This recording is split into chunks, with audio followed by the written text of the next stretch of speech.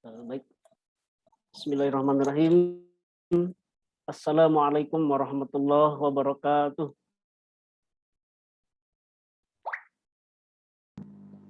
Waalaikumsalam warahmatullahi wabarakatuh. Alhamdulillahirabbil alamin. Alhamdulillahilladzi qad akhrajana ta'ijal firil arbabil hija wa hatanhum kullu min sahabil aqli kullu hijabi min sahabil jahli amma ba'd. Di awal kata, tiada antaian kata yang paling indah, megah pun hikmah dan barokah, sehingga akan mendatangkan suatu karomah bila diucapkan oleh seorang hamba dengan penuh rasa istiqomah. Tiada syair lebih cantik, antik, dan menarik dari syairnya para pujangga yang sedang dilanda asmara. Sebagai jembatan emas sebagai tawasulnya seorang hamba yang penuh noda dan dosa terhadap Allah Subhanahu wa taala. Tentunya puja dan puji hanyalah bagi Allah Subhanahu wa taala. Salawat teriring salam semoga senantiasa tercurah pada sang paduka alam, yakni Nabi Muhammad sallallahu alaihi wasallam. Yang saya hormati segenap pengurus Masjid Al-Hadi, yakni Ashabul Jannah, pemuda remaja Masjid Ashabul Jannah, pemuda yang tentunya sangat bersinergi sehingga terrealisasinya kajian pada kesempatan kali ini. Mudah-mudahan selalu Allah barokahkan baik iswa, rezeki, dan lain sebagainya. Tak lupa Mustamin dan Mustamiat rahimakumullah yang nampak hadir. Mudah-mudahan Allah selalu senantiasa meridhoi setiap dalam langkah kita semua. Tentunya pun tak lupa kepada Pak Ustadz yang alhamdulillah terima kasih, kami ucapkan terima kasih sudah nampak hadir di tengah-tengah kita semua. Sebelumnya mohon izin saya sebagai moderator insyaallah akan menemani dalam beberapa jam ke depan. Baik, sebelumnya saya sampaikan terlebih dahulu beberapa untayan acara pada kesempatan kali ini. Yang pertama yakni mukadimah atau pembukaan, selanjutnya qiraatul Quran, kemudian tablighul ilmi, selanjutnya sesi tanya jawab, terakhir nanti ditutup dengan doa tutup. Hadirin kaum muslimin rahimakumullah, sebagaimana kita ketahui bahwa kullu amrin ribalin walam yubda bihamdillah fahuwa aqta. Setiap perkara yang ketika tidak diawali dengan menyebut nama Allah, fafu akto, maka akan percuma, tidak ada gunanya. Maka dari itu, marilah kita buka acara kesempatan kali ini dengan pembacaan basmalah bersama-sama. Bismillahirrahmanirrahim. Alhamdulillah, acara telah kita buka. Namun sebelumnya dengan hormat saya memohon kepada para mustamin wal mustamiat sekalian untuk on cam agar lebih terasa hikmat.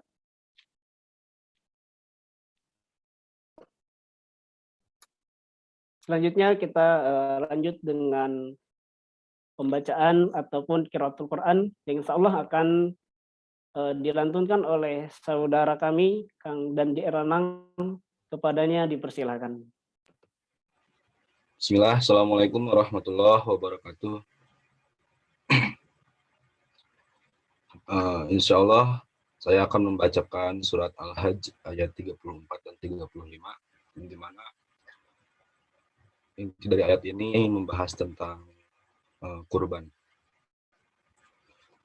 A'udzu billahi minasy syaithanir rajim. Bismillahirrahmanirrahim. Walikulli ummatin ja'alna mansakan liyazkuru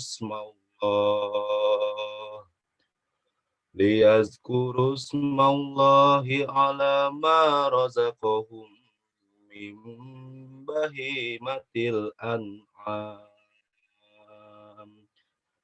Fa ilahukum ilahu wahidun falah fa ilahukum ilahu wahidun falahu aslimu وبشر المخبتين الذين إذا ذكر الله وجلت قلوبهم والصابرين على ما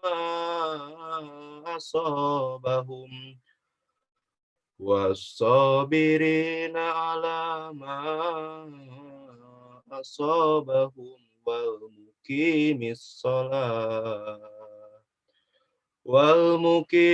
الصلاة ومما رزقناهم ينفقون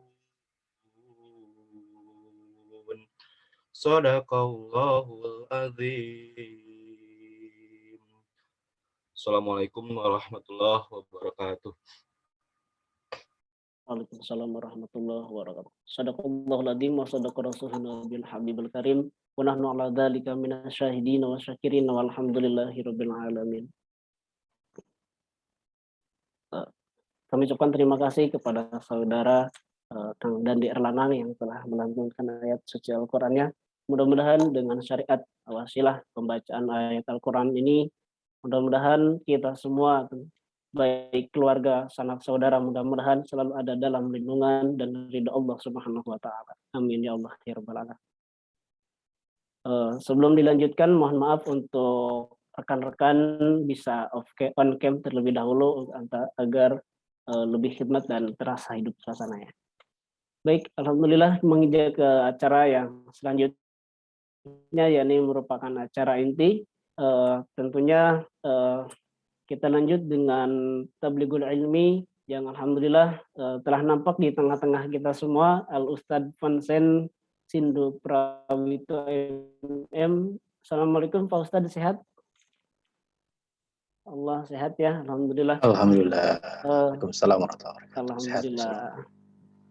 Mungkin sebelumnya saya sampaikan CV atau kurikulum vitae.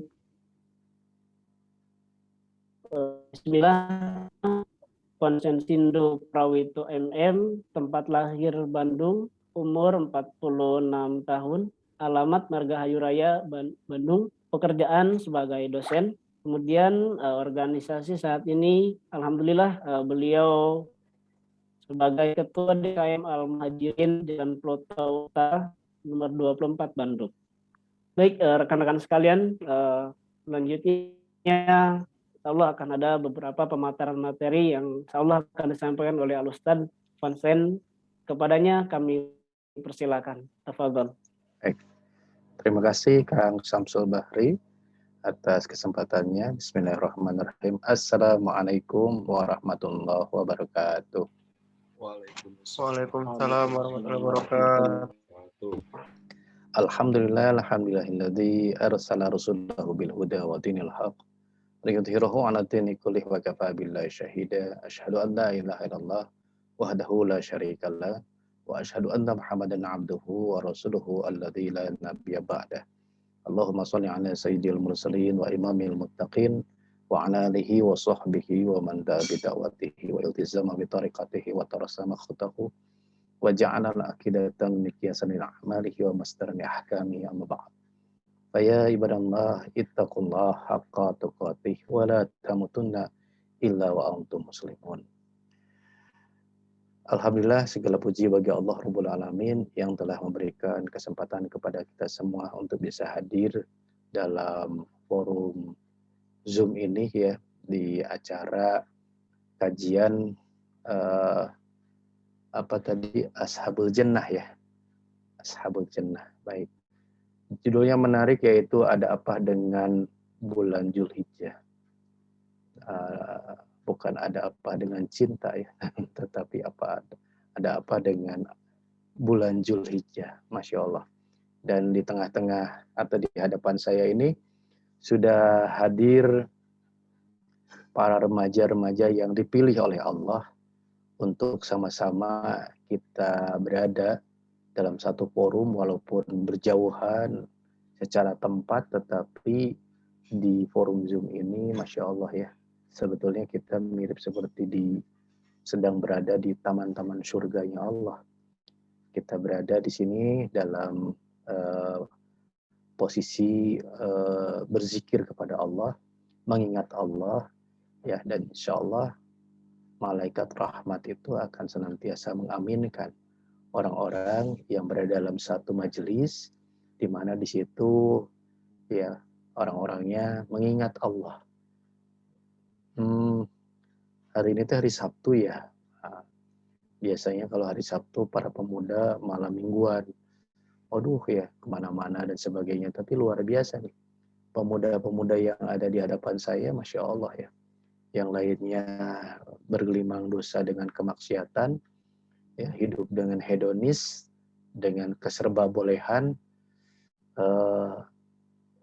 Kalau nggak keluar, kalau sekarang zamannya pandemi ya, yang nggak boleh keluar gitu. Ya udah akhirnya karena gabut main game seharian, main game online seharian. Aduh ya Allah, nggak ada keingetan untuk melakukan kajian. Tapi Masya Allah ya, luar biasa. Di tengah maraknya orang-orang sedang resah dengan pandemi ya, kuliah juga atau sekolah juga banyak yang online. Di sini luar biasa para pemudanya online dan mengkaji Islam dan juga mengingat Allah. Insya Allah ya, saya doakan para pemuda yang ada di hadapan saya ini insya Allah akan dirahmati oleh Allah Subhanahu wa Ta'ala, diaminkan segala, dikabulkan segala permintaannya, ya, dan dijadikan sebagai orang-orang yang soleh-soleh. Amin, amin ya rabbal alamin.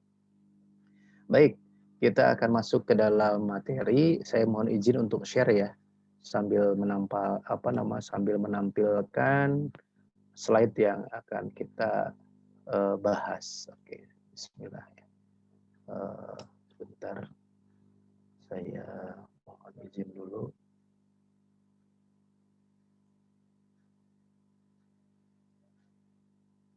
Share screen.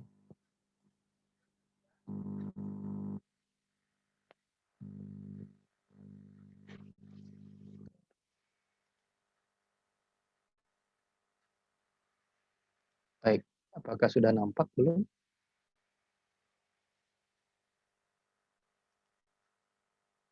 Alhamdulillah sudah. Alhamdulillah sudah ya. Baik, ini judul kita ya. Judul kita, pembahasan kita pada malam ini adalah ada apa dengan bulan Zulhijjah. Baik, bulan Zulhijjah itu salah satu dari 12 bulan yang ada di dalam bulan Komariah, yang mana ini adalah bulan terakhir, bulan ke-12.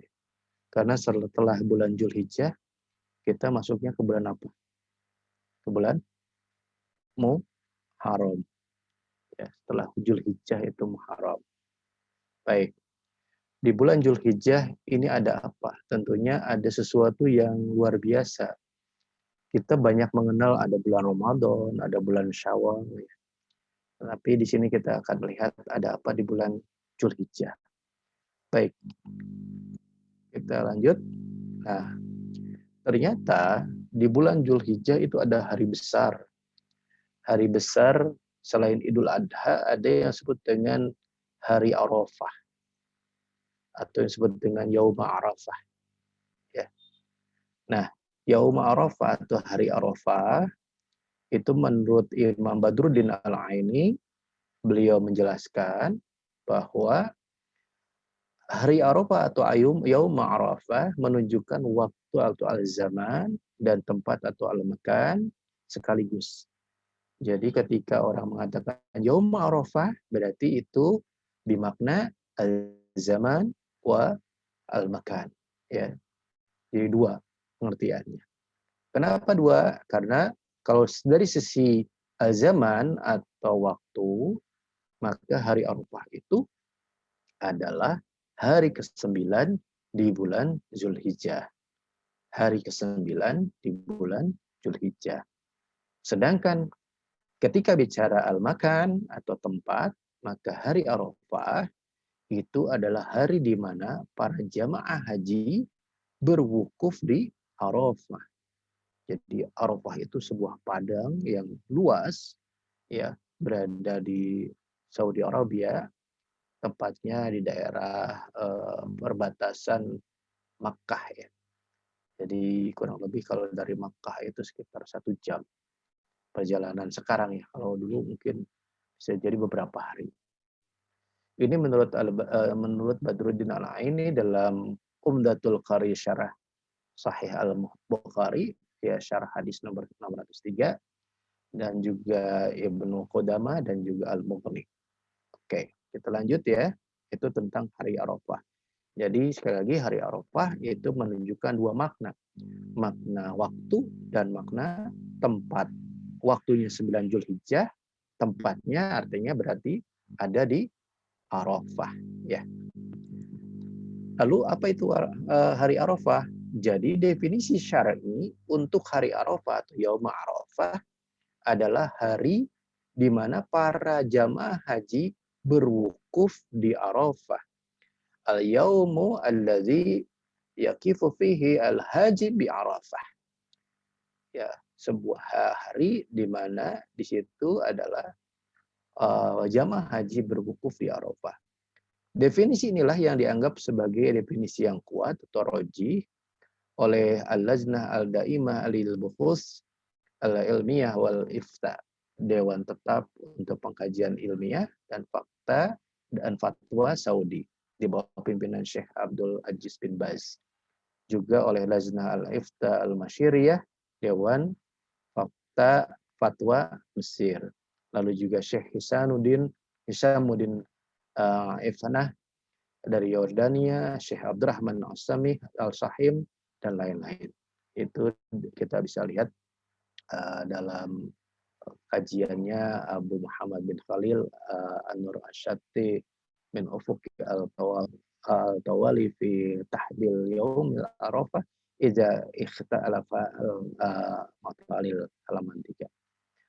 Lalu juga definisi lain juga disebutkan ada beberapa hadis, ya, dalil hadis, diantaranya sabda Rasulullah SAW, Arafah adalah hari yang kamu kenang, atau Arafah yauma ta'rifun.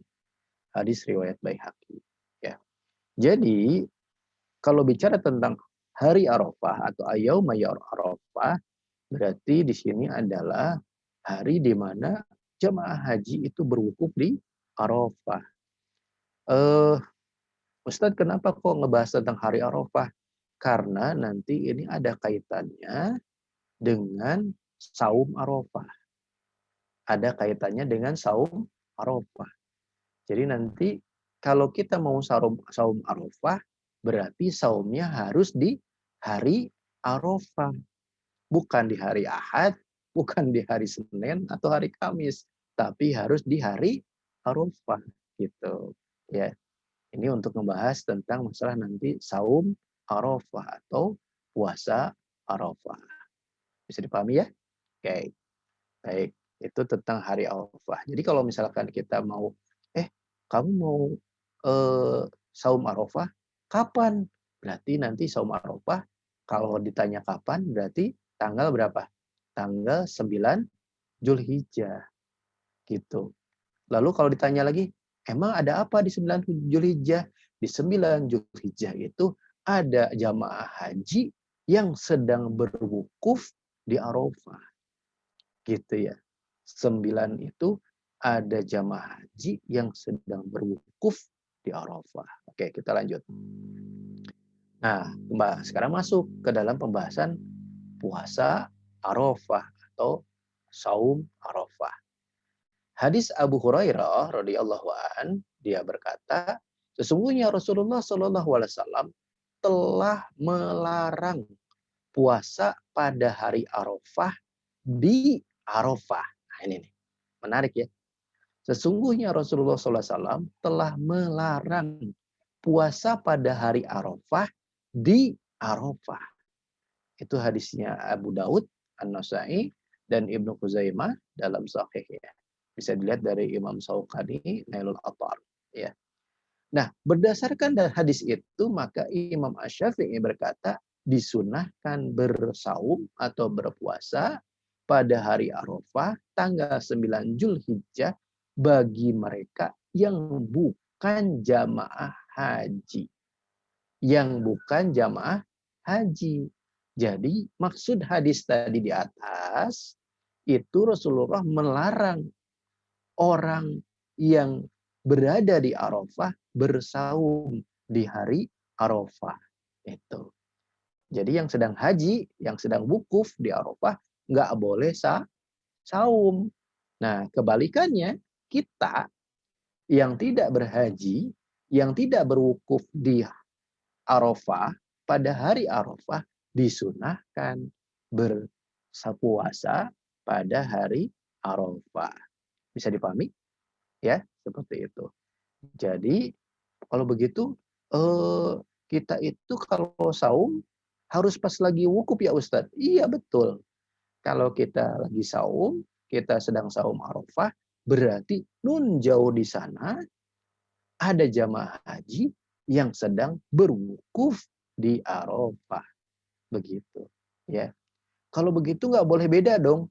Iya, betul. Nggak boleh beda. Misal, ya kita saum misalkan ya pada hari Senin. Sekarang sekarang hari apa? Hari Sabtu misalkan. Kita Sabtu saum. Ternyata jamaah hajinya itu wukufnya hari Ahad. Beda nggak? Beda kan? Nah, karena beda nggak boleh. Gitu kita mendahului saum padahal di sana belum melakukan wukuf di Arafah. Begitu. Atau misalkan yang lain wukufnya udah selesai, misalkan hari Sabtu, besoknya hari Ahad, kita saum. Boleh nggak? Nggak boleh. Jadi harus bersamaan, Ustadz. Iya, betul. Harus bersamaan. Antara kita saum Arafah dengan orang yang sedang wukuf di Arafah. Kenapa? Karena hari Arafah tadi kita sudah jelas, hari Arafah itu adalah tanggal 9 dan ada orang yang sedang wukuf di Arafah. Bisa dipahami ya? Oke, baik. Ada yang tahu nggak di sini? Kapan kira-kira jamaah haji berwukuf di Arafah? Tahu nggak kapan? Hari apa? Ternyata ya kalau misalnya cari coba di Google ya, cari di Google bagaimana pemerintah Saudi itu menetapkan wukuf pada tahun ini. Ternyata sudah ditetapkan bahwa wukuf itu adalah untuk tahun ini yaitu bertepatan 9 Zulhijjah yaitu dengan 19 Juli 2021. Hati-hati ya. 19 Juli 2021. Berarti Ustadz 19 Juli itu mereka sedang wukuf, kita harus saum ya? Ya, betul. Jadi saum Arafahnya nggak boleh tanggal 18 atau nggak boleh tanggal 20. Ya, tapi harus tanggal 19 ketika pas mereka berwukuf di Arafah. Begitu. Ya, kalau misalkan kita mau ngecek biasanya suka ada siaran langsung tuh ya di YouTube. Di YouTube itu kita suka bisa ngecek tuh siaran langsung jamaah haji yang sedang wukuf di Arafah. Dan itu biasanya langsung itu perbedaannya itu sekitar 4 jam ya perbedaannya. Dan wukuf itu seharian dari pagi sampai sore ya mereka berwukuf. Tapi nanti prosesi yang paling yang paling besarnya itu yaitu di waktu zuhur, ketika zuhur. Ya, di mana di situ nanti akan ada khutbah wukuf ya di Arafah oleh pemimpin di sana. Baik. Nah, itulah tentang saum Arafah. Jadi saum Arafah kita lakukan bertepatan dengan orang yang sedang wukuf di Arafah. Dan tahun ini sudah ditetapkan bahwa wukuf di Arafah bertepatan dengan tanggal 19 Juli. Itu wukuf. Berikutnya sehari setelah wukuf namanya Idul Adha. Namanya Idul Adha. Kapan Idul Adha? Yaitu tanggal 10 Zulhijjah, besoknya. Dan hari ini dan tahun ini ternyata karena wukufnya hari Senin tanggal 19 Juli, maka Idul Adhanya yaitu tanggal 20 Juli. Jadi dipahami ya? Gitu. Jadi pas, alhamdulillah sama dengan ketetapan yang ada di Indonesia. Baik, kita lanjut ke apa sih keutamaannya saum Arafah? Oke. Ada 4 keutamaan saum Arafah. Keutamaan yang pertama adalah dapat menghapus dosa seseorang selama 2 tahun. Masya Allah. Selama 2 tahun. Apa itu? Yaitu dosa yang dilakukan atau dosa yang dimaksud ada dosa tahun sebelumnya dan dosa tahun sesudahnya. Allahu Akbar. Ini kita bisa lihat dari hadis riwayat Muslim ya, dari Abu Qatadah. Ia berkata bahwa Rasulullah SAW bersabda, puasa Arafah 9 Zulhijjah dapat menghapus dosa setahun yang lalu dan setahun yang akan datang. Sementara puasa Asyura yaitu 10 Muharram dapat menghapus dosa setahun yang lalu. Nah, ya, hadis riwayat Muslim. Masya Allah. Jadi kalau begitu sayang dong kalau kita lewatkan. Iya, betul. Ya, kita harus memaksakan supaya apa? Mudah-mudahan kita dapat tuh keutamaannya ya, sehingga insya Allah Allah itu nggak akan ingkar janji ya. Nggak akan PHP-in kita. Emangnya ya yang suka PHP-in siapa coba? Kalau Allah nggak pernah PHP-in kita. Allah kalau udah janji gitu. Kalau kata Allah dihapus dosanya, asli, beneran tuh. Aslinya tuh, dihapus tuh dosanya.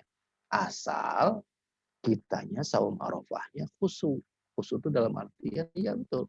Ya ikhlas, ridho, ya. Nggak mengharapkan apapun kecuali hanya ridho Allah.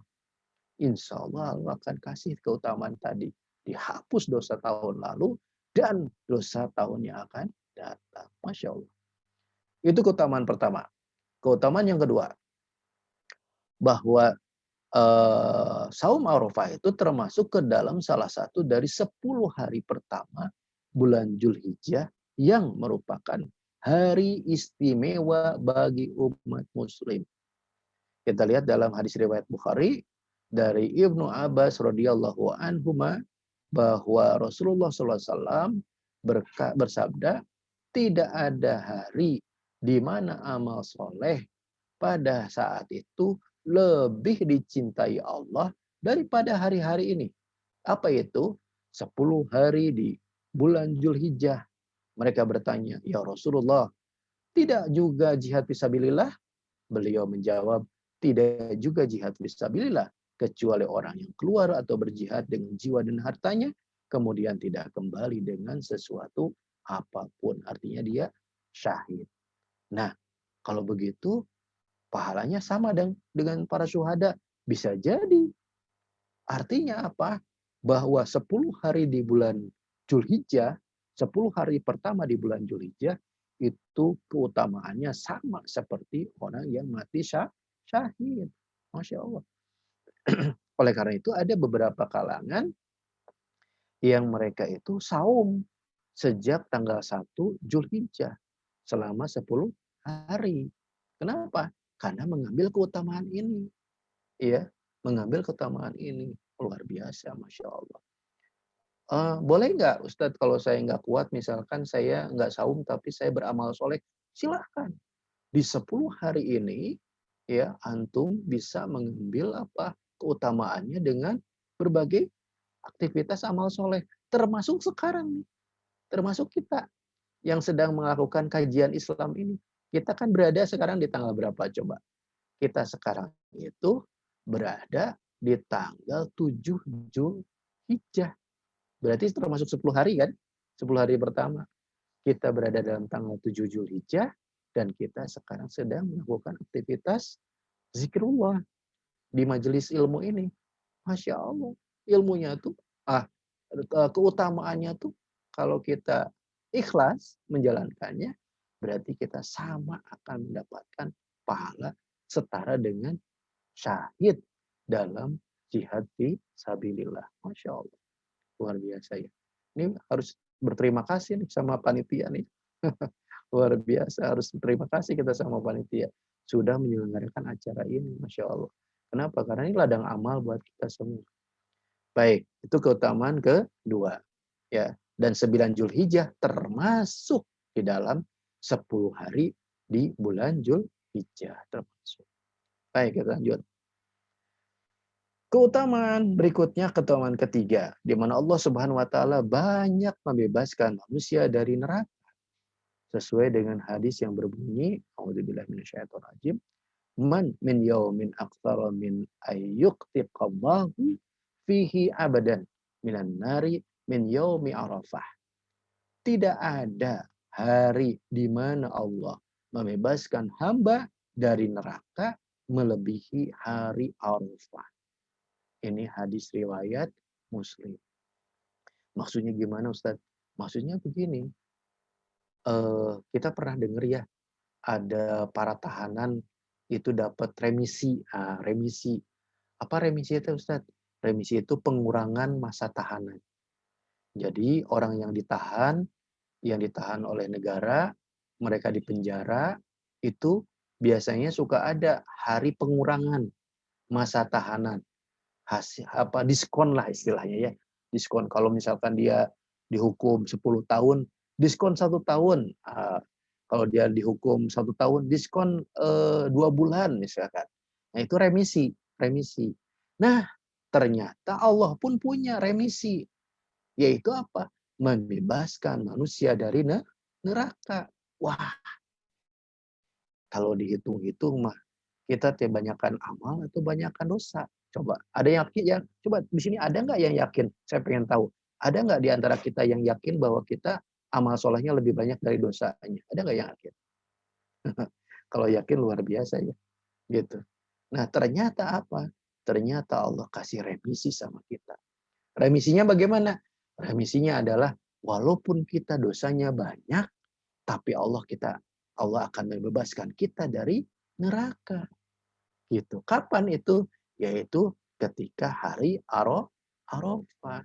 Makanya orang-orang yang wukuf di Arafah, mereka berdoa kepada Allah, Rabbana atina fid dunya hasanah wa fil akhirati hasanah wa qina adzabannar.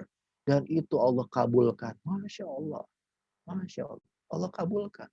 Supaya mereka terbebas dari api neraka. Dari azabannar. Dari azab api neraka. Begitu. Ya, Masya Allah. Kita kan nggak wukuf, Ustadz. Ya, walaupun kita nggak wukuf, berarti tanggal 19 nanti, di tanggal 9 Zulhijjah nanti, kita saum Arafah, dan kita banyak berzikir kepada Allah, meminta ampunan kepada Allah, agar kita terbebas dari api neraka. Masya Allah. Ya, itu keutamaan ketiga. Kita masuk ke keutamaan keempat. Keutamaan keempat, amal sunnah yang sering dilakukan oleh Rasulullah. Wah, berarti kalau gitu Rasulullah nggak pernah meninggalkan saum Arafah dong. Betul. Rasulullah itu paling rajin dan nggak pernah kehilangan saum Arafah. Ya, kita lihat dari hadis riwayat An-Nasa'i dan juga Ahmad, ada 4 perkara yang tidak pernah ditinggalkan oleh Rasulullah SAW, yaitu puasa Asyura, puasa 10 Muharram, puasa hari Arafah, ya tanggal 9 Zulhijjah, dan puasa 3 hari setiap bulan, dan sholat 2 rakaat sebelum subuh. Masya Allah. Ya, jadi kalau kita cinta sama Rasul, saya mau cinta sama Rasul. Kalau cinta sama Rasul, ya ikuti amalan Rasul. Ya, ikuti amalan Rasul. Jangan cinta sama Rasul, tapi cintanya tuh, ya karena Rasul berjanggut, saya juga berjanggut. Oke, boleh. Ya, kalau cuma janggut doang, tapi amalannya ditambah dong. Jangan cuma janggut doang ya. Rasul misalkan pakai gamis, saya juga pakai gamis. Boleh silahkan ya. Tapi yang penting itu bukan masalah bukan masalah tampilan, tetapi juga masalah isinya. Ya jangan covernya doang dong ya, tapi isinya juga gitu. Kita kalau menyontoh Rasul, apa itu? Yaitu amalan-amalan Rasul lakukan. Ya, termasuk tadi ini yang disebutkan ada 4 hal tadi ya. Puasa Asyura, puasa hari Arafah, puasa 3 hari atau Yaumul Bid, dan juga puasa dan juga saum salat 2 rakaat sebelum subuh. Boleh nggak kita apa namanya, bisa nggak kita sholat 2 rakaat sebelum subuh tapi kitanya kesiangan subuhnya? Nah itu, ya. Kalau bisa jangan sampai kesiangan. Jangan diniatin kesiangan, gitu ya. Bangun ketika azan dong, azan subuh bangun. Kan kita punya handphone, handphonenya diaktifkan, alarmnya. Aduh saya mah kalau pakai alarm teh subuh tuh suka bangun terus dimatiin terus udah gitu tidur lagi. Pasang lagi alarmnya. Kalau bisa bikin 10 kali alarmnya tuh ya, misalkan bangun jam 4 pasang alarm. Di-set lagi 4 lebih 5, di-set lagi 4 lebih 10, di-set lagi 4 lebih 15. Ayo tiap 5 menit sekali lah alarmna. Sugan mah capek gitunya, mareuman alarm wae gitu. Jadi akhirnya kebangunin gitu. Nah itu, ya, jangan jangan sampai kita kalah sama setan, itu tuh godaan setan. Kita udah bangun, tidur lagi tidur lagi. Tiris lah, ilah. Ya, eta selimut lah, pakai lagi. Alah, tiris ayo. Saredi saredi tah. Eta teh setan. Hati-hati, ya. Oke. Kita lanjut ya. Itulah 4 keutamaan puasa Arafah. Berikutnya adalah mengapa haji dilaksanakan di bulan Zulhijjah. Kita bisa lihat dalam hadis Husain ibnu Haris al-Jadali radhiyallahu an, dia berkata sesungguhnya Amir atau wali Mekah pernah berkhutbah dan berkata, Rasulullah SAW mengamanatkan kepada kami untuk melaksanakan manasik haji berdasarkan ru'yat. Jika kami tidak berhasil meru'yat, tetapi ada 2 saksi yang adil yang berhasil meru'yat, maka kami melaksanakan manasik haji berdasarkan kesaksian keduanya. Artinya apa? Artinya bahwa kebiasaan para sahabat dan Rasul juga ya apa itu? Yaitu melakukan ru'yatul hilal kapan? Yaitu untuk menentukan tanggal 1 Zulhijjah. Apa itu? Ketika ditentukan tanggal 1 Zulhijjah, artinya 9 Zulhijjah sudah masuk ke dalam pelaksanaan haji, yaitu wukuf di Arafah. Nah ini, ya. Jadi, Ustadz kalau gitu mah, biasanya saya suka dengar ada ru'yatul hilal tuh kalau Ramadan ya, sama Syawal gitu mau Idul Fitri. Nah, ternyata ru'yatul hilal bukan hanya saja di bulan Ramadan, di awal Ramadan atau akhir Ramadan, tetapi ru'yatul hilal itu dilakukan juga di bulan Zulhijjah. Ya, ketika akan masuk ke dalam 1 Zulhijjah. Kenapa? Untuk menentukan kapan tanggal 9 Zulhijjah dan kapan tanggal 10 Zulhijjah. Begitu. Ya. Jadi mengapa ibadah haji dilaksanakan di bulan Zulhijjah? Karena sudah ditetapkan oleh baginda Rasulullah Shallallahu Alaihi Wasallam. Berarti kalau sudah ditetapkan oleh Rasul, berarti itu ketetapan Allah juga dong. Iya, betul. Berarti itu adalah ketetapan Allah juga. Baik, kita lanjutkan lagi bahwa hadis tadi yang dibacakan tadi itu menunjukkan bahwa penentuan hari Arafah dan hari-hari pelaksanaan manasik haji telah dilaksanakan saat adanya Daulah Islamiyah yang dilakukan oleh wali Makkah. Ya, wali Makkah itu melakukan kewajiban untuk apa? Menentukan ru'yatul hilal. Hal ini berlandaskan pada perintah Nabi Shallallahu Alaihi Wasallam kepada Amir atau wali Makkah untuk menetapkan hari dimulainya manasik haji berdasarkan ru'yat di tanggal 29 Zulqa'dah ya atau malam 1 Zulhijjah. Di samping itu Rasulullah SAW telah menetapkan bahwa pelaksanaan manasik haji seperti wukuf di Arafah, tawaf ya ifadah, bermalam di Muzdalifah, melempar jumrah harus ditetapkan berdasarkan ru'yah penduduk Makkah sendiri, bukan berdasarkan ru'yah penduduk Madinah, Najd atau penduduk negeri-negeri Islam lainnya.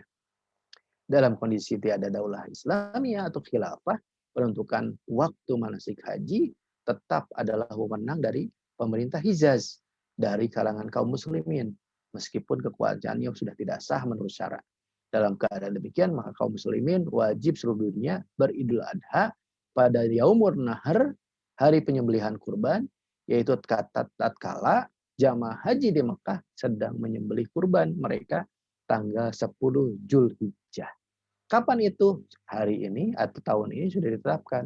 10 Zulhijjah masuk tanggal 20 Juli. Jadi kita nggak boleh beda dong Ustadz. Nggak boleh. Kalau Arafahnya segitu, ya segitu. Ya.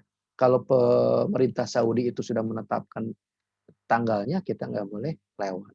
Atau nggak boleh beda. Begitu. Ya. Baik. Lanjut lagi. Nah, sekarang kita masuk ke pembahasan kurban. Oke.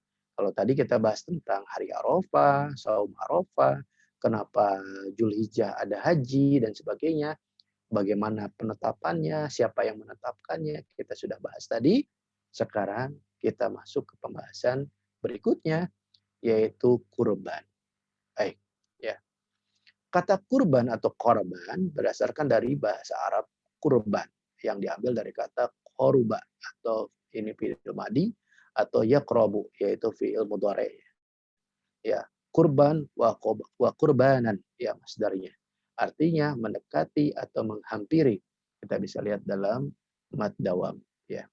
Menurut istilah, kurban adalah segala sesuatu yang digunakan untuk mendekatkan diri kepada Allah, baik berupa hewan sembelihan maupun yang lainnya. Menurut Ibrahim Anis. Dalam bahasa Arab, kurban atau hewan kurban disebut juga dengan istilah udhiyatun adhiyah. Dalam bentuk jamak adalah al-adhahi. Ya, makanya orang yang berkurban itu disebut dengan mudhahi, orang yang berkurban. Ya, artinya dia sedang adhiyah, sedang berkurban, sedang mengorbankan sesuatu. Kata ini diambil dari kata duha, yaitu dalam waktu matahari mulai tegak, yang diisyaratkan untuk melakukan penyembelihan kurban, yaitu pada pukul 7 sampai pukul 10. Ya. Ini menurut As-Sohani dalam Sulbulus Salam. Ya. Udhiyah adalah hewan kurban, baik unta, sapi, kambing. Nggak boleh ayam. Saya mau kurban ayam, Ustaz. Nggak bisa. Harus kambing, sapi, atau unta. Ya, yang disembelih pada hari raya kurban, ya, dan hari-hari tasyrik. Sebagai apa? Sebagai takarrub atau pendekatan diri kepada Allah. Ya, menurut Syed Sabiq dalam fikih sunnah. Baik, kita lanjutkan. Bagaimana hukum kurban? Hukum kurban adalah sunnah. Tidak wajib, tidak. Tapi sunnah. Imam Malik, Syafi'i, Abu Yusuf, Ishaq bin Rawawi, Ibnu Munzir, Ibnu Hazm, dan lainnya berkata, kurban itu hukumnya sunnah. Bagi orang yang mampu atau kaya, bukan wajib. Baik orang itu berada di kampung halamannya sebagai mukimin, atau dalam perjalanan sebagai musafir, maupun dalam mengerjakan haji. Ya, jadi yang berhaji itu akan berkurban, ya tanggal kapan? Sama seperti kita, tanggal 10 Zulhijjah. Oke. Sebagian mujtahid seperti Abu Hanifah, Alais, Al-Zawi, dan sebagian pengikut Imam Malik mengatakan kurban itu hukumnya wajib. Nah, ini. Tetapi pendapat ini lemah atau dhaif. Ya. Jadi ada di kalangan tertentu yang mengatakan wajib nih kurban itu. Tapi ini lemah. Ya. Baik, bagaimana dengan ukuran mampu? Yang disebut dengan mampu itu apa sih? Mampu. Ukuran mampu berkurban hakikatnya sama dengan ukuran kemampuan sedekah, yaitu mempunyai kelebihan harta setelah terpenuhi kebutuhan pokok, yaitu sandang, pangan, dan papan, dan kebutuhan penyempurna atau al-hajah al-kamaliyah yang lazimnya bagi seseorang. Jika seseorang masih membutuhkan uang untuk memenuhi kebutuhan-kebutuhan tersebut, maka ia terbebas dari menjalankan sunnah kurban. Gitu. Ustaz, saya mau jangankan kurban, buat makan aja susah. Ya sudah, jangan maksain. Ustaz, saya mau buat kurban itu susah. Oh, nyari kerja, apalagi sekarang pandemi. Aduh, kita ini nggak bisa, itu nggak bisa. Kerja juga disuruh di rumah, bari yang tuh digaji, ya sudah jangan maksain. Ya, Jangan maksain. Tapi boleh nggak Ustadz saya misalkan nabung dari sejak bertahun-tahun ya, sehari 1.000 gitu ya. Tahu-tahu sekarang udah terkumpul 3.500.000, terus bisa nggak saya boleh berkurban? Ya silakan. Alhamdulillah kalau seperti itu. Berarti antum betul-betul itu melaksanakan apa yang disebut dengan kurban tadi, ya, sebagai usaha untuk melakukan tadhiyah, pengorbanan. Ya, luar biasa tuh. Baik, kita lihat sekarang ke dalam keutamaan kurban. Berkurban merupakan amal yang paling dicintai Allah Subhanahu wa taala pada saat Idul Adha. Sebagaimana sabda Nabi sallallahu alaihi wasallam, "Ma amila ibnu Adam yauman nahr amalan ahabba ila Allah azza wa jalla min hiraqatid dami." Ma amila ibnu Adam, tidak ada satu amalan anak Adam ya yaumun nahr, pada hari penyembelihan atau pada hari kurban, amalan ahaba ilallah azza wa jalla, yang amal itu lebih dicintai oleh Allah azza wa jalla ya, min harakatin dami, selain menyembelih kurban. Jadi Allah tuh cinta banget nget gitu ya sama orang yang dia itu berkurban di hari raya Idul Kurban. Ya Masya Allah, dicintai banget sama Allah. Luar biasa ya. Coba, siapa yang di antara kita yang mau dicintai Allah? Wah, luar biasa ya. Banyak di antara kita itu pengen dicintai sama orang tua, pengen dicintai sama temannya, sama suaminya, sama calon suaminya gitu ya. Kan enak kalau dicintai sama mereka ya. Itu dicintai oleh makhluk. Dicintai oleh makhluk. Begitu senangnya kita tuh dicintai sama makhluk ya. Coba, siapa di antara kita yang senang kalau misalkan kita tuh disayang sama teman-teman kita atau dicintai sama teman-teman kita. Kita nggak ada ditanyain, oh kemana sih A? Oh, aduh gitu ya. Kita sakit ditengokin, kita ada masalah dibantu karena mereka mencintai kita. Luar biasa, begitu senangnya kita. Itu dicintai makhluk. Apalagi dicintai Allah. Masya Allah. Ya, Masya Allah, luar biasa. Oleh karena itu para sahabat itu mereka begitu relanya berkorban apa saja demi meraih cintanya Allah. Demi meraih cintanya Allah. Masya Allah. Nah ini ya luar biasa. Salah satunya adalah berkurban. Berdasarkan hadis itu, Imam Ahmad bin Hambal, Abu Zanad, dan Ibnu Taimiyah berpendapat menyembelih hewan kurban di hari raya kurban atau akikah setelah mendapatkan anak atau hadyu ketika haji lebih utama daripada sodakoh yang nilainya sama. Luar biasa. Misal ya, misal kita punya uang 3,5 juta, lalu kita sodakohkan, ternyata masih kurang tuh kalau mau dibandingkan dengan kurban di hari raya kurban gitu. Makanya kalau kita punya uang ya utamakan berkurban gitu, utamakan berkurban. Wah ini ada kita punya uang, kapannya? Wah sebulan lagi bakal ada kurban, ya udah kita simpan dulu uangnya untuk nanti berkurban. Masya Allah, luar biasa ya. Oke. Tetesan darah kurban akan memintakan ampunan bagi setiap dosa orang yang berkurban. Masya Allah. Coba tetesan darah hewan kurban. Pernah nggak kita ngelihat bagaimana hewan kurban itu kalau disembelih keluar darahnya cuma setetes, ceklek, nganceklak gitu ya, cakeclak gitu. Nggak ada tuh. Yang ada kalau kita lihat orang ya kalau lihat orang menyembelih sapi atau menyembelih domba, yang namanya darahnya tuh nyemprot gitu. Kebayang nggak? Nyemprotnya darah itu artinya sama dengan apa? Ampunan dosa dari Allah Subhanahu wa taala. Masya Allah. Artinya dosa kita tuh luruh. Ya, sebagaimana luruhnya darah yang dihembuskan, yang dikeluarkan oleh hewan kurban kita. Masya Allah. Coba bayangin. Oleh karena itu, orang yang berkurban itu baiknya itu dia melihat langsung bagaimana darah hewan itu keluar ya setelah disembelih. Kenapa? Dia harus membayangkan begitu juga ketika darah itu keluar artinya dosa-dosa dia diampuni oleh Allah sebagaimana keluarnya darah dari hewan tersebut. Masya Allah. Ya, saya sering menyembelih sapi. Itu beberapa kali ya. Itu suka lihat tuh ibu-ibu, bapak-bapak itu saya suka di ibu yang mudohinya atau yang berkurbannya. Oh iya Ustadz, sini bu, dilihat bu darahnya. Kenapa Ustadz? Bayangkan ketika darah itu keluar ngocor berarti sama seperti dosa kita ngocor keluar dari jasad kita. Masya Allah. Ketika mereka melihat darah itu keluar, nangis mereka. Kenapa? Karena mereka membayangkan dosa yang begitu banyak dalam tubuh kita, dosa yang begitu banyak kita lakukan selama kita hidup, luruh hilang sesaat atau bersamaan dengan keluarnya darah dari hewan kurban itu. Masya Allah. Nangis mereka. Masya Allah. Ya, luar biasa.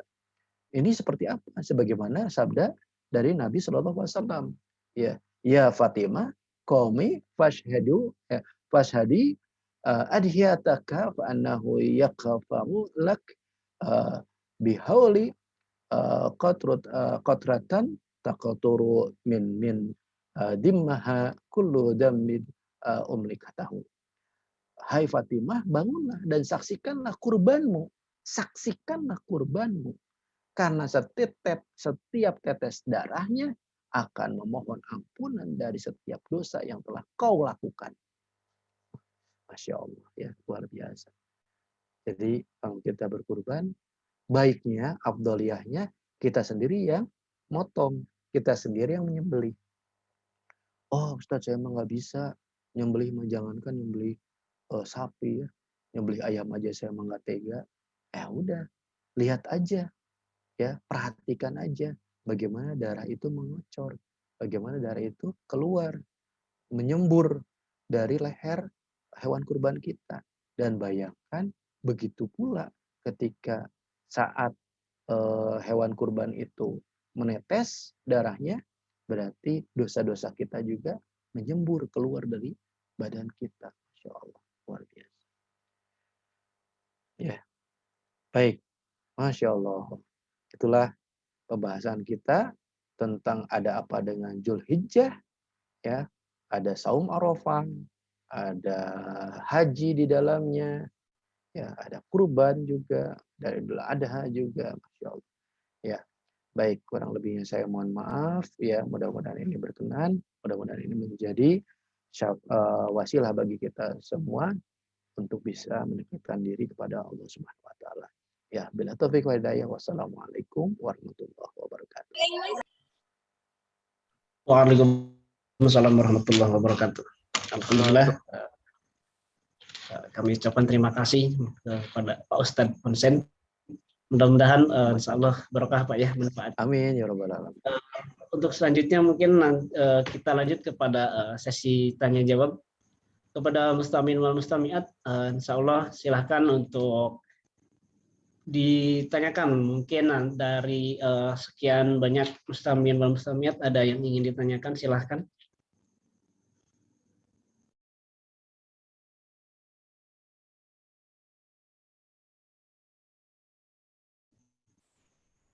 Enggak, insya Allah kita diskusikan.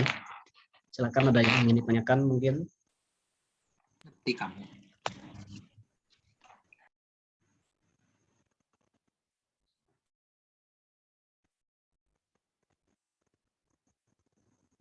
Boleh, mangga.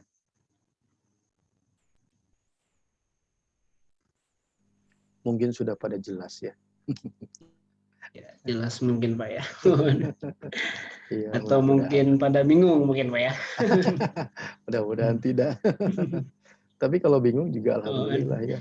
Nanti bisa bisa menyampaikan juga. Ya, siapa bingung nanya mungkin saking sudah jelasnya gitu. Masya Allah, Masya Allah. Alhamdulillah Pak ya. Ini mungkin sambil menunggu rekan-rekan yang lain, ada salah satu ini pertanyaan saya Pak. Mohon izin ya teman-teman dan Bapak, saya izin bertanya. Perihal tadi puasa Arafah, mungkin kalau kita bahasanya Arafah tarwiyah Arafah gitu ya. Nah, mengenai hukumnya ini kan sunat ya, sunat. Nah, kemudian pahalanya tuh Masya Allah luar biasa. Itu terdelete semua dosa ke belakang dan ke depan gitu ya. Terhapus sangat luar biasa sekali. Nah, kemudian untuk ketika semisalnya dosanya ini perihal meninggalkan sholat, dan tentunya sholat ini wajib. Nah, ini termasuk kepada manfaat puasa tersebut nggak Pak? Sholat ini yang misalnya harus kita banyak yang harus dikodok dan lain sebagainya, itu bisa bebas nggak dengan puasa ini Pak? Begitu. Mohon penjelasannya, terima kasih. Ya, baik ya. Ini pemikirannya mirip seperti pemikiran saya dulu ya, waktu awal-awal saya belajar, waktu masih remaja. Wah, kalau gitu mah ya udah, kalau terbebas dari dosa nanti 1 tahun ke depan nggak usah sholat gitu. Kenapa? Dosa kita sudah dijamin dihapus sama Allah gitu. Jadi 1 tahun bebas ya, nggak usah sholat ya. Didiskon sama Allah sholatnya gitu. Atau misalkan nggak usah saum Ramadan lah gitu. Kamu kenapa nggak saum Ramadan? Kan saya mah dosanya udah dihapus sama Allah gitu ya. Kapan? Waktu kemarin 9 Zulhijjah gitu. Wih, luar biasa. Dapat sertifikat gitu Pak ya. Sertifikat. Ternyata bukan itu maknanya ya. Ternyata bukan itu maknanya. Jadi gini loh. Dalam setiap aktivitas kita, terkadang kita saking kita misalkan punya hati yang nggak bersih gitu ya, selalu kita meninggalkan adanya debu-debu dosa begitu. Ya dosanya nggak besar, kecil aja. Contoh misalkan ya, ketika kita ke masjid, pas di masjid teh lagi penuh masjidnya teh. Terus udah gitu si sendal teh berserakan gitu di halaman masjid. Waduh, kita mau lewat, kita gimana lagi ya? Buka sendal udah gitu, ya udah injekin sendal orang. Nah, si sendal orang tuh kita injekin supaya kita bisa masuk ke masjid gitu. Karena kita nggak bisa kita loncat mah ya. Kepaksa kita harus injek sendal orang. Pertanyaannya, orang yang punya sendal itu redo nggak diinjek sama kita? Bisa jadi orangnya nggak ridho. Sendal siapa itu? Itu kan sendal saya. Coba, kalau orangnya nggak ridho, dosa nggak kita? Bisa dosa. Nah, itu kan hal sepele. Hal-hal sepele yang seperti itu. Ya. Atau misalkan, ada teman kita nanya sama kita, kamu tugasnya udah selesai belum? Ya, nanya tugas sekolah. Sama kita teh dibaca, tapi karena kitanya teh lagi kagok gitu ya, sampai kita nantilah dijawabnya mah. Dia ngechatnya misalkan nge-WA-nya pagi-pagi, baru kita balas Isya. Kira-kira teman kita dongkol nggak? Iya nggak? Dia kan nanya, udah gitu ada centang 2 dan warna biru, dibaca sama kita, tapi nggak dijawab. Dia pasti dongkol. Dan ketika dia dongkol, dia bakal bakal ngaduakeun atau bakal ya betul dijawab atau padahal dibaca gitu.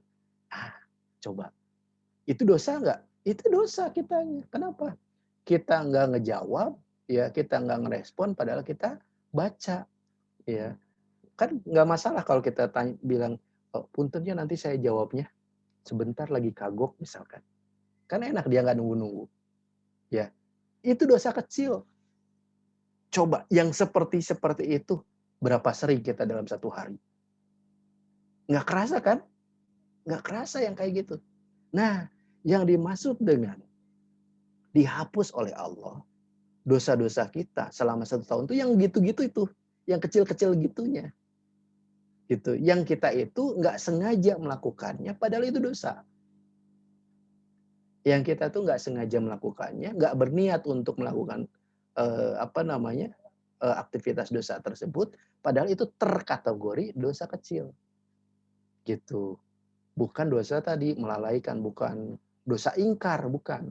Kalau yang tadi meninggalkan sholat itu dosa ingkar. Ya, dosa kita ingkar sama Allah. Udah tahu diwajibkan, kitanya enggak. Kamu kok nggak sholat zuhur? Enggak. Kenapa? Saya mau udah dihapus dosanya sama Allah kemarin. Wih, keren. Ya. Aduh, luar biasa udah dapat sertifikat itu ya. Sertifikat bebas dari dosa. Nggak bisa begitu, bukan itu yang dimaksud. Bisa dipahami ya? Nah gitu. Ya. Bagus nih pertanyaannya. Alhamdulillah. Baik, silakan kalau ada lagi. Terima kasih banyak Pak ya. Baik, monggo silakan teman-teman. Mungkin dari bapak-bapak, ibu-ibunya silakan. Ada yang ingin ditanyakan mungkin?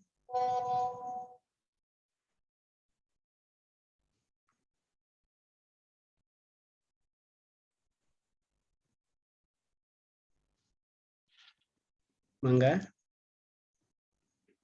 Atau mungkin sangat-sangat cukup jelas mungkin ya rekan-rekan sekalian sudah mencerna dengan baik sehingga mungkin tidak ada lagi pertanyaan sekarang mungkin karena sudah terbebaskan gitu pertanyaan-pertanyaannya mungkin Pak.